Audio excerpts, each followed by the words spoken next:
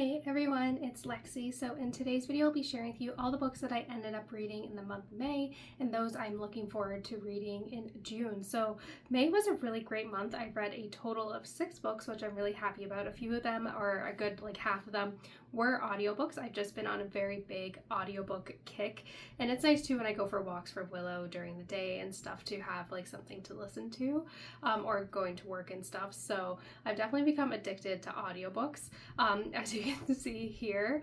But I kind of read a variety of books this month in May, which is kind of exciting. I have some historical fiction, some romance, some fantasy, kind of all over the place, which I think kind of makes it kind of a fun month. But overall, despite kind of having a wide variety of reads, it was just kind of a meh reading month. There were some books that I really enjoyed, but for the most part it was just kind of an okay, average kind of month. So I'm hoping for my June reads that I'll be able to kind of enjoy a little bit more, but without further ado, let's get started. First up, I ended up listening to the audiobook for The Dictionary of Lost Words by Pip Williams, and this is a book that's been on my TBR for a while, and I finally got around to it. I think it's been on and off TBRs for the last year and a bit because I've added it and I just never got to it, and so I was like, this would be a good one to listen to via audiobook. And the premise of this was 10 out of 10. It basically follows this girl who grows up living at Oxford, and her father works for, I forget what the scriptorium is what it's called, but basically they were the ones kind of in the 1800s that were creating the Oxford Dictionary. So she has a love for words and language, and so she starts collecting words that aren't, I guess, suitable, or ones that the kind of the upper class white rich men aren't including in dictionaries. So she kind of collects these throughout her life, and it kind of goes from there. Like I said, it's a very interesting premise. I thought it was going to be fantastic. It did have really important themes about how kind of white rich men are the ones that kind of defined the language during this time and what was included in the Oxford Dictionary, and how, women's words that are tied to them, or words that people would use that are from the lower society aren't included in that kind of those dictionaries, and how important it is to include those things. So I did think that was very interesting. But this book is very, very slow. You think it would be focused again on the dictionary and the lost words she's accumulating, but of the main character, but it was just exceptionally slow, and it's very it's not very plot focused or even character focused. It's just kind of nothing, where there's not a lot going on. I didn't find the main character to be very likable, and even as we kind of watch her age and mature and get older throughout the course of this book, she was just very naive and very immature, and it was just annoying to read from when, again, nothing is happening. I really was here for the scriptorium, the dictionary, kind of the library that was used to make these dictionaries and what we know about the Oxford Dictionary. But it was just very boring and just kind of disappointing.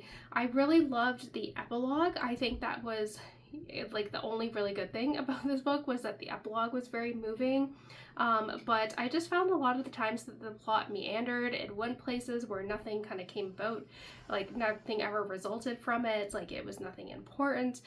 So I was kind of disappointed. I gave this a 2.5 out of 5 stars. I gave it the extra half because I did really enjoy the epilogue, but this was a book that just kind of fell flat for me. It didn't feel like it was anything very powerful or moving, and I felt like the description of it was made it up to be more than it was, and it was just kind of a meandering, somewhat kind of pointless and dull book, which I'm very sad to say. So this one was just, fine, and it was, I would say, overall just very disappointing. Next, I ended up picking up The Life She Was Given by Ellen Marie Wiseman, and this book was a lot of different things. So basically the premise of this is that we follow this young girl who's kind of grown up with older parents who've passed away, and she's kind of run away from home. Her parents have been, especially her mother, were very strict, and she ends up kind of becoming the heir to this family's estate and horse breeding, I guess, a lineage. And so when she goes back, she discovers that she had a sister, and there was a hidden room in the very tippity top of the attic that's hidden behind doors upon doors, and that she never knew about. So she's trying to uncover the past and who this person was, and she thinks it was her sister. And then 15 years prior, or I guess like, 20 years prior to that, we follow the girl who was born an albino, and her parents were very, very religious, and so the mother, when the father was away, kind of sells her to the circus in the 1930s, and it follows her story kind of there, growing up in the circus, and then the plot kind of goes between the present day of trying to figure out who this person was, and eventually kind of the events that transpire after being sold to the circus. And this book was truly heartbreaking. Like, it was very, I think like you have to be in a very good mindset to read it, and it is not feel good. There's nothing really like to take away where you're like, well, I'm glad like at least, there was some silver lining, or, something good happened. It's definitely one where it's just like, it's utterly heartbreaking. And I think if you are very upset or find like animal abuse to be very upsetting, like, don't read this. There's parts where I had to, especially the kind of pivotal scene at the end, like I had to skip. I was like, I can't read this. Very, very, very upsetting. So if you don't like animal abuse, animal cruelty, I would not read this one. But for this one, I've read a lot of her other books. There are some that were hits and some were misses, and I think this was kind of just the one that was in between. I just didn't feel very connected to the characters. I felt like they were all kind of very surface level. I never really got attached to them. I felt like the plots were very kind of disjointed between the past and present, and like I said, I wasn't invested enough in these characters or the plot to really kind of enjoy what I was reading. And it kind of, I guess the plot twist like early on, and so I felt like it kind of took away from what I was reading, and so I was just left a little bit disappointed and just like finishing it for the sake of finishing it, even though it was okay. So I gave this a 3 out of 5 stars. I did think some parts of it were good, but the way this thing ends and the suffering and how anxious sometimes this made me, like upset this made me, I don't think it was necessarily worth it. This author has some like other books in her, like What She Left Behind, which I really enjoyed, but I don't think this one was necessarily my cup of tea.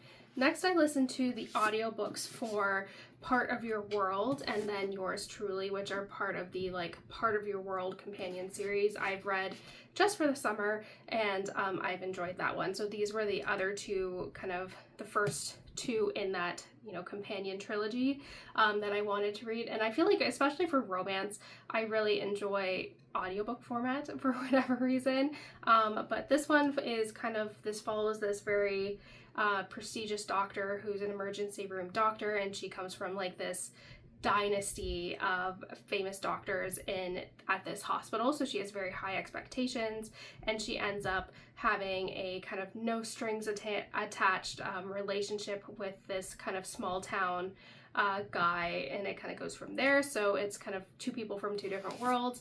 And then this one follows the main character's best friend in this one, in Part of Your World is the best friend, and she is it's kind of like a fake dating scenario where she ends up being like the fake girlfriend of one of her coworkers that she doesn't really like, and it kind of goes from there. Like I said, these aren't mind-blowing. I feel like I think Part of Your World was like a cute little rom-com. I loved kind of the small fun town. It was quirky, it was fun, but I feel like especially the love interests, I feel like with this author are very obviously created by a woman, and I feel like a lot of men aren't like this.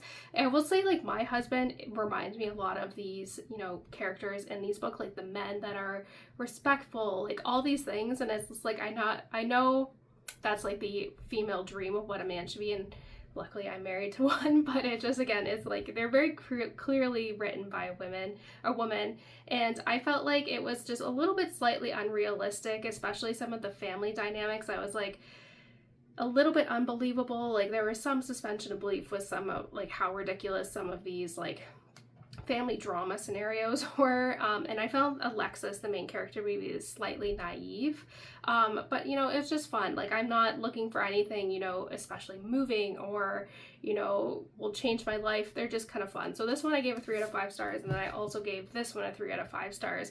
I think it was just fine. Like, it had a cute dynamic. I'm looking at my notes here. I again love the main character, kind of male main character in this one deals with anxiety, and I was like, oh my goodness, this is just me. This is exactly like me, so I could relate to a lot of his, you know, anxiety triggers and like things he does to help his anxiety. I'm not this bad, but I have, like, it was a lot of like things that I was like, oh, I can relate to that. And again, it's like slightly unrealistic, and I felt like Bree, the character, who is the main character in this one, was again, I didn't really like her all the time. I didn't like her choices. I didn't like her attitude, and I feel like there were some pacing issues, but I think the last like 50 pages or so were really great. So again, like, these are just kind of, you know, light, fun reads. Like, there's always a dog in this. There's like, it's very formulaic, but they were, you know, fun. I enjoyed it. And, you know, 3 out of 5 stars. They're just fun books to read while I'm giving Willow a little walk, you know, during lunch, during our breaks. So again, they're just fun.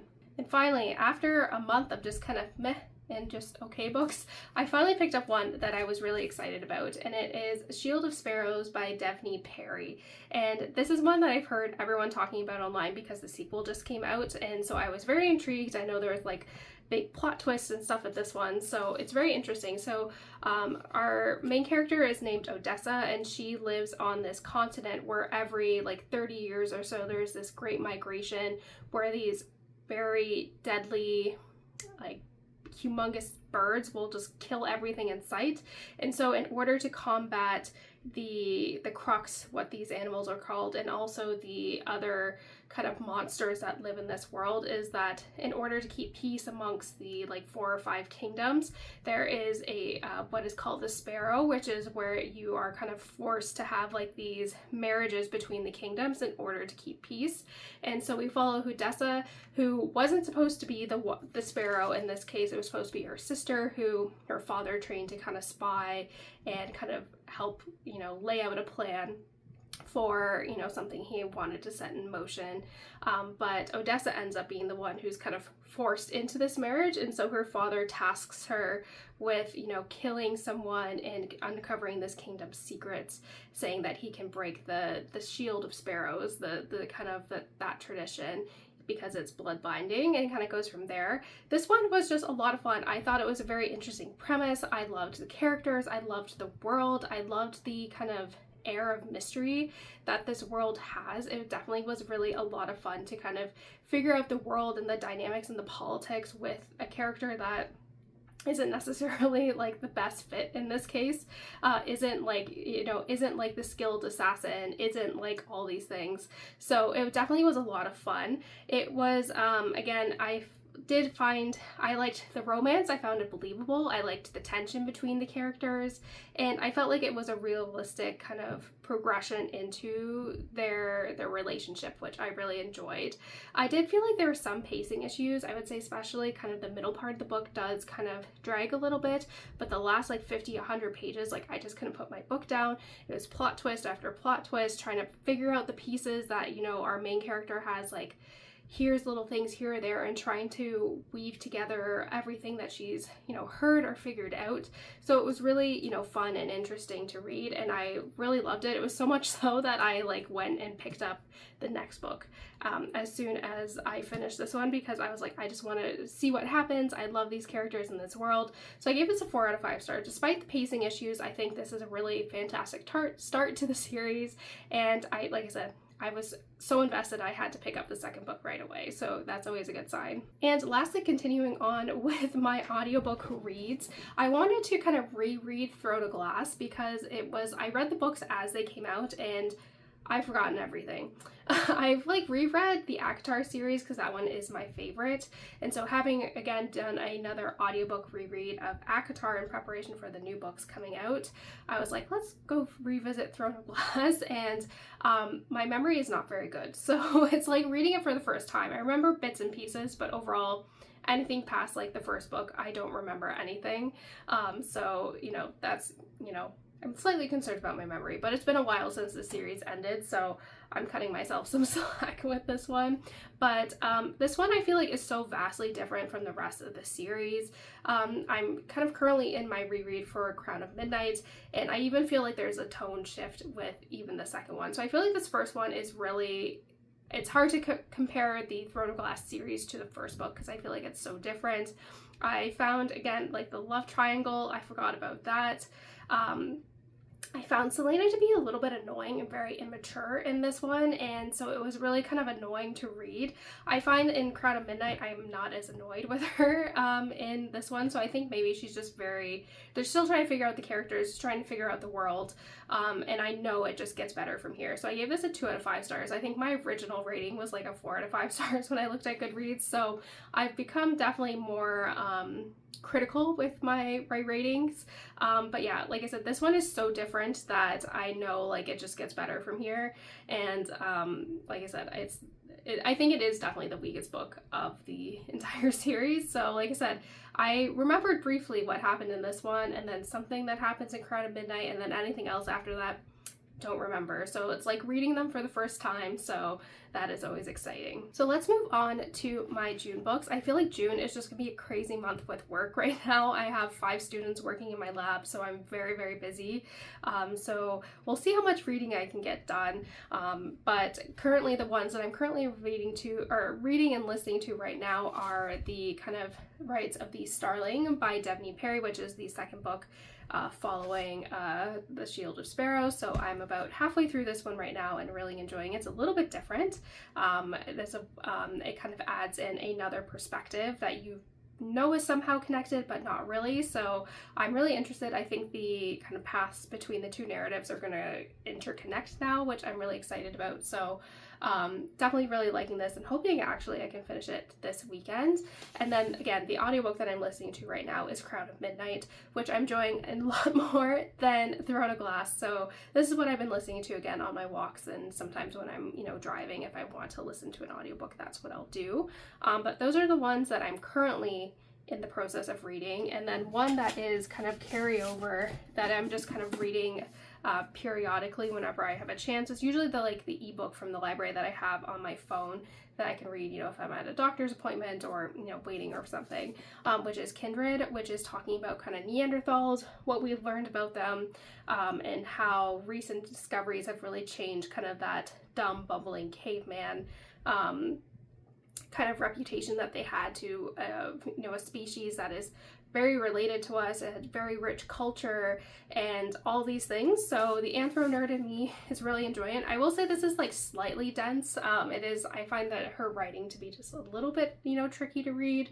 Hence why this is, for some reason they didn't have an ebook or audiobook version of this one, which I prefer my nonfiction as, but it is what it is. But this is one that I'm currently reading in the background, and the anthro nerd in me just loves reading about these things. So again, this is one that I've just kind of been picking up here or there. And again, like I said, June is a very busy month, so I don't know if I'm going to get all of these. So I'm going to try my best, but one that I have requested as an audiobook is, again, I like my nonfiction or especially memoirs to be audiobooks, and so I requested the audiobook version of View from the East Wing by Jill Biden. So this is her memoir. I believe this talks about being the first lady, her life, all these different things, and I'm excited too because I believe, yes, I got a signed version as well, which is really exciting. So I really am happy about this one, but I do admire her. I do think she's very interesting. She's very accomplished, and as a fellow PhD doctor myself, I always, like to support women in academia. So I'm very curious to hear about her story. I actually don't know too much about her besides some of the basic stuff. So I'm very interested to hear her perspective. Like I said, I love Michelle Obama. I love Hillary Clinton. I love Kamala Harris. I love reading about these people's lives. I think is so fascinating. So my Libby app says roughly 2 weeks. So I'll be picking this one up, hopefully soon. I feel like everyone right now is talking about this book, and it is Yesteryear by Caro, Claire, Burke. I actually saw this when I was in, I was gonna pick this up when I was in a bookshop in Toronto back in April, and I was like, oh, maybe I'll wait, but I was like, I just hear everyone talking about it, and I think it's very intrigued. I'm very intrigued by this one. But basically the premise is that it follows this very uber religious woman who essentially is a Instagram famous woman who showcases her homestead. She does the traditional women values, the women's role in the, the house, and, raw milk and like all these things. Kind of just think of the traditional trad wife basically. And so she ends up, you know, waking up one day to the 1800s where she's kind of living the life she's been preaching online, and it kind of goes from there. We don't know if this is a prank, like is this a reality, like is there some magical realism, like I don't know. I've heard so many people talk about this that I'm just very interested to see what I think, and kind of you know, especially because the reviews, I've been avoiding ones that have been spoilery, so I'm just very curious because everyone's talking about this and I'm just very curious. Next, this is a book that my husband read recently that he recommended, so I'm definitely excited about picking this one up, and it is This Kingdom Will Not Kill Me by Ilona Andrews, and it just seems really interesting. He said he really liked it, so I'm curious to see what I think, and he always has really good book recommendations. So it says, when Maggie wakes up cold, filthy, and naked in a gutter, she has one thing going for her. She knows exactly where she is, the back alleys of Caer Torin, a city of magic, mystery, and political turmoil. A city that until now has existed solely in the pages of her favorite book. Somehow, Maggie has landed in the fantasy series she spent years obsessively rereading. Her only tool for navigating this gritty world of rival warlords, sorcery, and mayhem, her encyclopedic knowledge of the plot, the setting, and the characters' ambitions, and a mystery ability to come back to life. But while Maggie apparently cannot be killed, though many will try, the same cannot be said for the living, breathing characters she's coming to love. A motley band that included a former lady's maid, a deadly assassin, various outrageous magical creatures, and a dangerously appealing soldier. Soon, instead of trying to get home, Maggie finds herself enmeshed in the schemes and intentions of dueling princes, dukes, and villains, all while trying to save them in the kingdom of Rellas from the way she knows their stories are supposed to end, in a cataclysmic war. Again, so it just sounds really interesting. I love kind of a, you know, real person being, you know, I guess like sucked into a plot of their favorite fantasy book, and like I said, my husband really recommended this one, so I'm very curious to see what I think. And lastly, this was a new release that was just delivered today with the Jill Biden book, and it is The Unicorn Hunters by Catherine Arden. This is one of my most anticipated books this year. Catherine Arden wrote the Winter Night trilogy, like The Bear and the Nightingale, which is one of my favorite like fantasy series of all time, so this one is her kind of newest adult release that just sounds really interesting, and it's a really unique world. This author does a really fantastic job at world building, so I'm very curious to see how I feel about this one. But it says, Anna Brittany was a child when France invaded and drove her royal father to his death. Now she is a young woman, sovereign duchess of an occupied realm, and France means to crown their conquest by marrying her to their king. Such an alliance would put her title, her lands, and her body forever in the hands of her enemies. But Anne refuses to be the last Duchess of Brittany. Her only hope of resisting conquest is another alliance sealed with marriage. So Anne rearranges a daring last gambit, a secret betrothal to Charles of France's greatest rival. But secrets are hard to keep in a world where rival courts spy on each other with diviners. The forest, I'm going to totally butcher this name, we'll just say the Forest of Bee, was once a haunt of Merlin the Enchanter and the long-lost Fairy Queen, but magic is long gone from the forest, except for the occasional sight of a unicorn and one critical quirk. The ancient forest is completely inimical to divination. While pretending compliance with France, Anne plans a unicorn hunt in the forest. A bit of pointless pageantry, a diversion so she can wed in secret, or so she thinks. This one is, I'm just really interested. Is it a series? Is it a standalone? I don't know, so I'm definitely excited to dive into this one. So that's it, guys. Thank you so much for watching. I hope you enjoyed this video. Let me know in the comments below what some of the books that you read this month were and which ones you're looking forward to starting in June. But yeah, thank you guys so much for watching. Don't forget to give this video a thumbs up, and I will see you guys next time. Bye, guys.